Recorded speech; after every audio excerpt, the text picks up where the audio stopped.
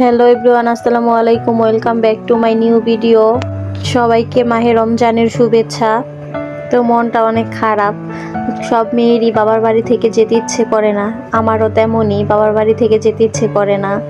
বাবার বাড়ি হলো শান্তির জায়গা, তো কি আর করার, মেয়ে হয়ে জন্ম নিয়েছি, পরের ঘরে তো যেতেই হবে।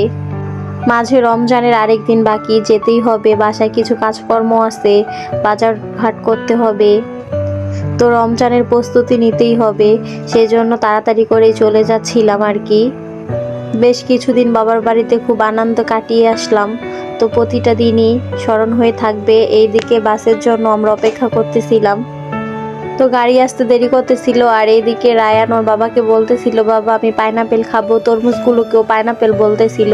গাড়ি আসতে দেরি দেখে আমি আবার একটা দোকান থেকে চটপটি খেলাম, তো চটপটিটা খুব মজার ছিল। আর এইদিকে আমরা এই তো চলে আসছি ঢাকাতে। আর কিছুক্ষণ পরে বাসায় চলে যেতে পারবো, তবে যেতে ইচ্ছে করছিল না, খুব মন খারাপ হচ্ছিল। তারপরে এটা পরের দিনের ক্লিপস। আপনাদের ভাইয়া বাজার থেকে বেশ কিছু মাছ নিয়ে আসছিল, রোজা রেখে যাতে তার কষ্ট করতে না হয়, তো বেশ কিছু মাছ নিয়ে আসছে।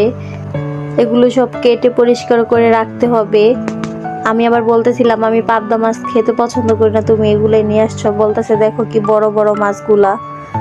প্রতিটা মাছই ছিল তাজা এবং খুব সুন্দর ছিল। আর আরো বাকি কিছু বাজার নিয়ে আসছিল, এগুলো গুছগাছ করে রেখেছি। পরে বাসা থেকে এসেছি, অনেক কাজকর্ম ছিল, দুপুরে রান্না করিনি। আগের দিন মা আবার কিছু বিরিয়ানি দিয়ে দিয়েছিল, তো সেইগুলোই গরম করে নিয়েছিলাম। আজকে দুপুরে আমাদের এগুলোই খাবার। দুপুরের খাবার দাবার শেষ করে আবার বেশ কিছু কাজ আছে, সেই কাজগুলো করতে হবে। এই তো বিকেলবেলা আবার ছাদে গেলাম, ছাদে দেখতেছিলাম পাখি উঠতেছিল, ভালো লাগতেছিল। আর এখানে দেখুন বেশ কিছু জামা কাপড় জমা হয়েছিল বাসা থেকে যেহেতু এসেছি, তো এগুলো আবার সব ক্লিন করেছি। আর অনেকদিন পর ছাদে এসেছি, তো এসে দেখি আমার ছাদ বাগানের টমেটো গাছের টমেটো কিছু পাকতেছে। মাশাআল্লাহ, মোটামুটি অনেকগুলোই টমেটো ধরেছে। আর এখানে একটা গাছ একদম চিকন ছিল, তো এই গাছটাতেও দেখলাম টমেটো হয়েছে। আর এখানে দেখুন মাশাআল্লাহ বেগুনগুলো খুব বড় হয়েছে। আর এই মরিচ গাছটা থেকে প্রচুর পরিমাণে মরিচ খেয়েছি, তো গাছটা আবার নষ্ট হয়ে যাচ্ছিল, ভাবতেছিলাম যে উঠিয়ে ফেলবো। তো বাসা থেকে এসে আবার দেখি অনেকগুলো মরিচ হয়েছে এবং মরিচের ফুল ফুটেছে। তো ধনেপাতার বীজ লাগিয়েছিলাম, সেগুলো ফুটছে। এখানে ডালিমও দেখলাম একটা পাকছে। এখানে ধনেপাতাগুলো লাগানো হয়েছিল। আর প্রতিটা গাছে আমি পানি দিতেছি। পানি দেওয়া শেষ করে আবার অনেক কাজ আছে, সেই কাজগুলো করতে হবে। এই তো নিচে এসে পড়েছি। এসে রোজার জন্য বেশ কিছু দুধ নিয়ে আসছিলাম।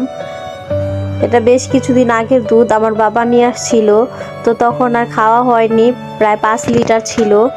সেগুলো একসাথে জাল করে ঠান্ডা করে পরে ফ্রিজে রাখবো। আর এইদিকে এক চুলাতে মাংস বসিয়ে দিয়েছিলাম।